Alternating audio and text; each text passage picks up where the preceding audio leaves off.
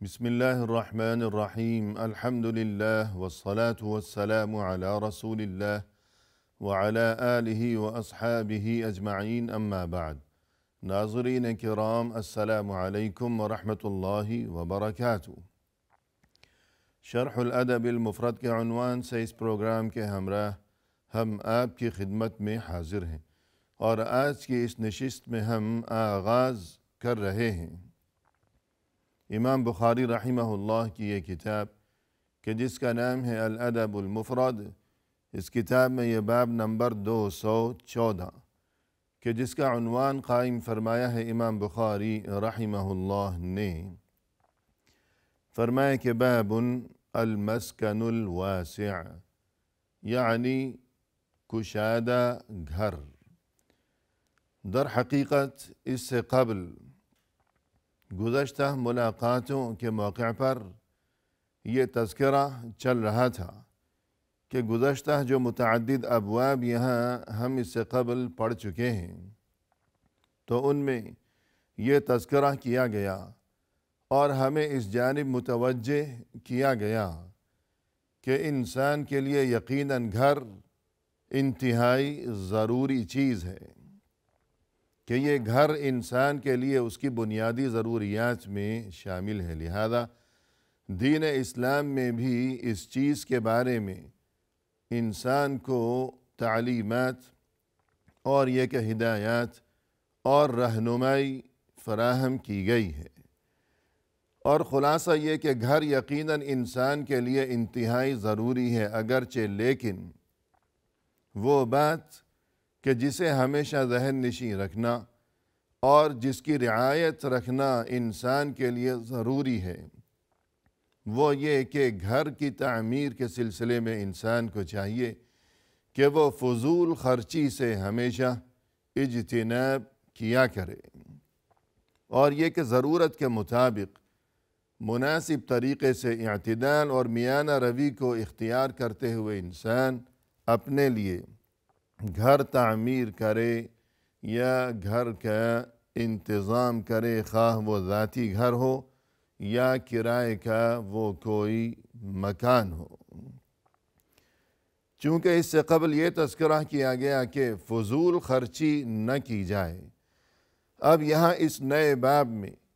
امام بخاری رحمہ اللہ ہمیں اس جانب متوجہ فرمانا چاہتے ہیں کہ فضول خرچی سے گریز اور اجتناب، اس کا کوئی یہ مطلب نہ سمجھ بیٹھے کہ اللہ نے اگر کسی کو حیثیت دی ہو اور خوشحالی و فراوانی سے نواز رکھا ہو، اور یہ کہ اس انسان کے افراد خانہ کی تعداد بھی زیادہ ہو اور گنجائش بھی موجود ہو کہ مالی طور پر وہ مستحکم ہے، خوشحال ہے، لیکن اس کے باوجود اس بات کو ذہن میں رکھتے ہوئے کہ فضول خرچی نہ کی جائے، تو ایسا نہ ہو کہ وہ اتنا تنگ اور چھوٹا سا مکان اپنے لیے بنا لے کہ جہاں تنگی ہو، جہاں پریشانی ہو، تو ایسا کرنے کی بجائے انسان کو چاہیے کہ مناسب حد کے اندر رہتے ہوئے کہ اللہ نے اسے حیثیت سے اور یہ کہ مالی فراوانی سے نوازا ہے، تو اسے چاہیے کہ فضول خرچی سے بچتے ہوئے، حد کے اندر رہتے ہوئے وہ اپنے لیے کشادہ قسم کے مکان کا انتظام کرے، کیونکہ اگر مکان کشادہ نہیں ہوگا اور افراد خانہ کی تعداد ہے زیادہ، تو اس کا یقینی نتیجہ یہ برآمد ہوگا کہ وہاں بہت سی پریشانیاں اور یہ کہ بہت سی مشکلات اور یہ کہ بہت سی الجھنیں وہاں پیدا ہو جائیں گی، کہ مثلا اگر کبھی کوئی مہمان آ گیا تو اب کیا ہوگا کہ اسے کہاں ٹھہرایا جائے گا، اس کے قیام کا کیا انتظام کیا جائے گا، اور اسی طرح فرض کیجئے کہ کسی کے بیٹے بھی ہیں اور بیٹیاں بھی ہیں، اب مکان اگر کشادہ نہیں ہوگا تنگ قسم کا مکان ہے تو یہ کہ بیٹے بھی اسی ایک کمرے میں اور بیٹیاں بھی اسی ایک کمرے میں، تو یوں بے پردگی کے معاملات ہوں گے، اور یہ کہ پریشانیاں اور نفسیاتی الجھنیں اور مشکلات وہاں جنم لیں گی یقیناً۔ لہذا یہی سمجھانا مقصود ہے کہ اگر اللہ نے خوشحالی سے نوازا ہو تو تنگ مکان کی بجائے اگر انسان اپنے لیے مناسب حد کے اندر رہتے ہوئے کشادہ مکان کا انتظام کر لے تو یہ چیز یقیناً بہت ہی پسندیدہ ہے دینی تعلیمات کی روح سے۔ ہمارے سامنے یہ حدیث ہے کہ جس کا نمبر ہے 457۔ فرمایا کہ عن نافع بن الحارث عن النبی صلی اللہ علیہ وسلم قال من سعادة المرء المسكن الواسع والجار الصالح والمركب الهني۔ نافع ابن عبد الحارث رضی اللہ عنہ فرماتے ہیں کہ رسول اللہ صلی اللہ علیہ وسلم نے یوں ارشاد فرمایا کہ انسان کے لیے خوش بختی کی علامات میں سے ایک علامت یہ ہے کہ اسے کشادہ گھر نصیب ہو جائے۔ یعنی کشادہ گھر اگر کسی کو نصیب ہے کہ وہاں وہ آرام سے اپنے شب و روز بسر کیا کرتا ہے، کہ اپنے لیے میاں بیوی کے لیے الگ کمرے کا انتظام ہے، اور یہ کہ بچوں کے لیے جدا اور مستقل انتظام ہے، بیٹے ہیں تو ان کے لیے مستقل انتظام، بیٹیوں کے لیے مستقل انتظام، اور اگر کبھی کوئی مہمان آ گیا تو پھر کسی پریشانی کا سامنا نہ کرنا پڑتا ہو انہیں، تو یوں مناسب حد کے اندر رہتے ہوئے اگر کشادہ مکان کسی انسان کو نصیب ہو گیا تو یہ چیز اس بات کی علامت ہے کہ یہ انسان یہ خوش بخت یعنی خوش نصیب قسم کا انسان ہے۔ اور اس کے بعد فرمایا کہ خوش بختی کی دوسری علامت والجار الصالح، کہ انسان کا پڑوسی شریف قسم کا انسان ہو، نیک اور متقی اور پرہیزگار قسم کا وہ انسان ہو۔ یعنی فرض کیجئے کہ کسی کا مکان تو بہت عمدہ قسم کا ہو، کہ کشادہ مکان ہے، شاندار بنگلہ ہے یا حویلی ہے، لیکن جو کوئی اس کا پڑوسی ہے وہ اچھا انسان نہیں ہے، وہ پریشان کرتا ہے، وہ اذیت پہنچاتا ہے، یا یہ کہ وہ اپنے گھر کے اندر یوں بے وقت شور و غل مچاتے رہنا اور اس قسم کی نامناسب حرکتیں کرتے رہنا کہ جن کی وجہ سے یہ شخص ہمیشہ اپنے گھر کے اندر رہتے ہوئے بھی اس کی ان نازیبا اور نامناسب حرکتوں کی وجہ سے یہ اپنے گھر کے اندر بھی پریشان رہا کرتا ہے۔ تو ظاہر ہے کہ جس کسی کو خود اپنے گھر کے اندر بھی سکون اور راحت و آرام کی نعمت نصیب نہ ہو سکے تو پھر وہ کہاں جائے گا، پھر اسے دنیا میں کہاں سکون مل سکے گا کہ جسے خود اپنے گھر کے اندر رہتے ہوئے سکون نصیب نہ ہو سکا ہو،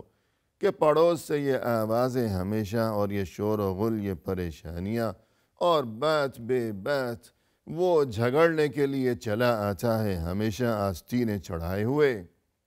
تو یوں اب یہ انسان، اس کا یہ اتنا شاندار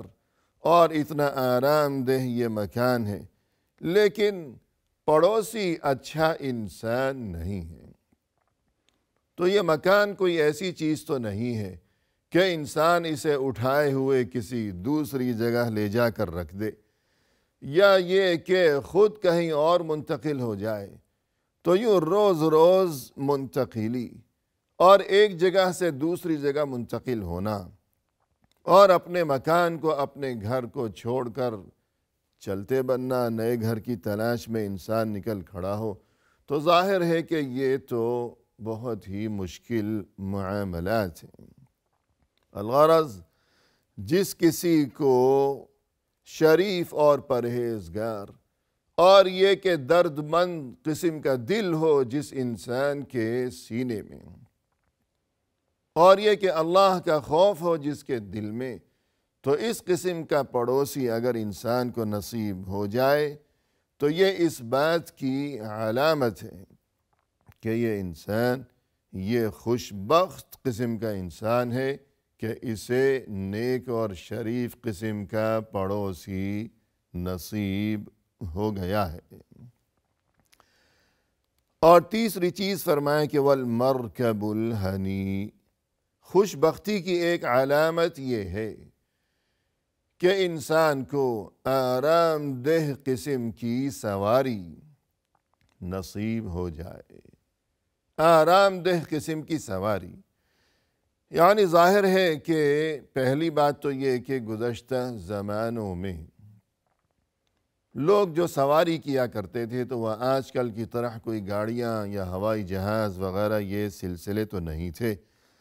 بلکہ ان کی سواریاں یہی ہوا کرتی تھیں کہ مثلاً اونٹ ہے یا گھوڑا ہے یا گدھا ہے یا خچر ہے، یا بعض علاقوں میں فرض کیجئے کہ مثلاً ہاتھی پر بھی سواری کی جاتی تھی۔ تو یہ بات قابل غور ہے کہ وہ سواری جو کہ جانور ہے،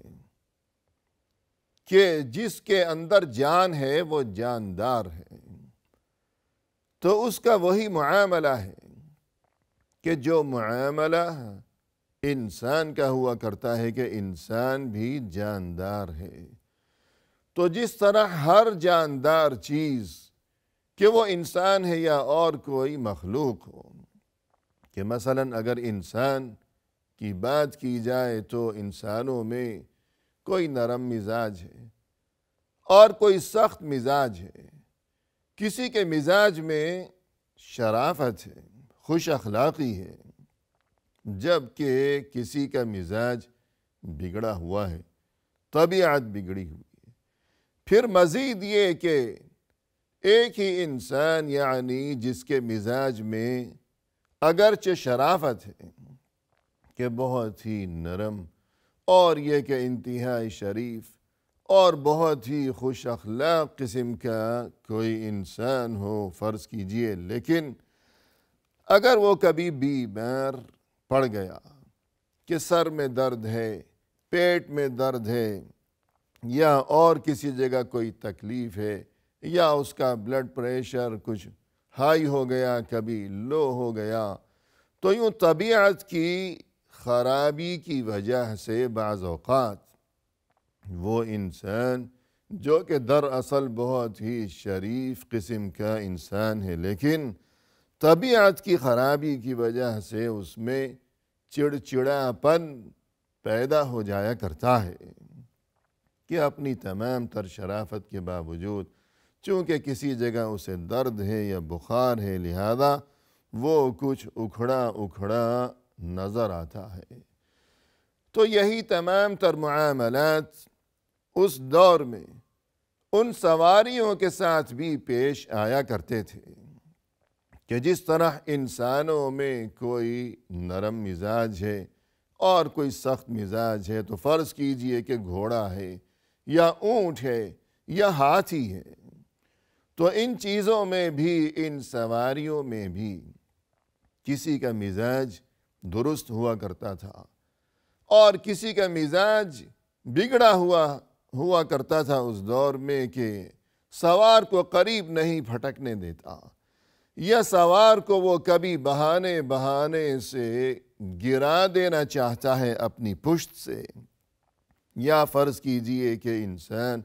کہیں دور دراز جانا چاہتا ہے، سفر کرنا چاہتا ہے، لیکن جو اس کا گھوڑا ہے اس کے سر میں درد ہے، یا فرض کیجئے کہ اس کے پاؤں میں درد ہے، کہ وہ بھی جاندار چیز ہے تو چلنا ہے، یہ سفر طے کرنا ہے، یہ مسافت طے کرنی ہے چل کر پیروں پر، لیکن اس کے تو پیروں میں ہی درد ہے یا گھٹنوں میں تکلیف ہے، تو وہ بیچارہ کیا کرے گا؟ تو الغرض ناظرین کرام کہ اس دور میں پرانے وقتوں میں بالخصوص یہ بات کہ اگر کسی کو آرام دہ سواری نصیب ہو گئی تو رسول اللہ صلی اللہ علیہ وسلم کے اس ارشاد کے مطابق یہ چیز گویا اس کے لیے اس بات کی علامت ہے کہ یہ انسان یہ خوش بخت قسم کا انسان ہے۔ اور مزید یہ کہ ہمارے آج کے اس دور میں بھی اگرچہ جانوروں پر سواری نہیں کی جاتی، لیکن یہ جو گاڑیاں ہیں، مثلا کسی انسان کو اگر ایسی گاڑی نصیب ہو کہ انسان روزانہ گھر سے روانہ ہوتا ہے، اپنے دفتر جاتا ہے یا کسی بھی کام کاج کے لیے وہ سفر کیا کرتا ہے، تو اگر وہ بے فکر رہے کہ گاڑی درست چلتی ہے، خراب نہیں ہوتی، اور یہ کہ راستے میں کسی پریشانی کا وہ سبب نہیں بنتی، تو یقیناً یہ چیز انسان کے لیے یہ بے فکری بہت بڑی نعمت ہے۔ لیکن اگر اس کے برعکس گاڑی خراب رہتی ہو اور انسان کو ہمیشہ یہی اندیشہ لاحق رہا کرتا ہو کہ ایسا نہ ہو کہ اس رش کے درمیان ابھی کسی بھی وقت اگر یہ گاڑی بند ہو گئی یا خرابی ہو گئی یا گرم ہونے لگی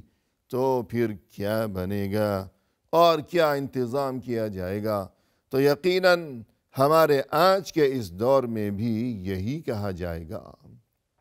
کہ رسول اللہ صلی اللہ علیہ وسلم کے اس مبارک ارشاد کے مطابق اگر کسی کو آرام دہ سواری نصیب ہو اور کشادہ گھر نصیب ہو اور شریف اور پرہیزگار خوش اخلاق قسم کا پڑوسی نصیب ہو، تو یہ چیزیں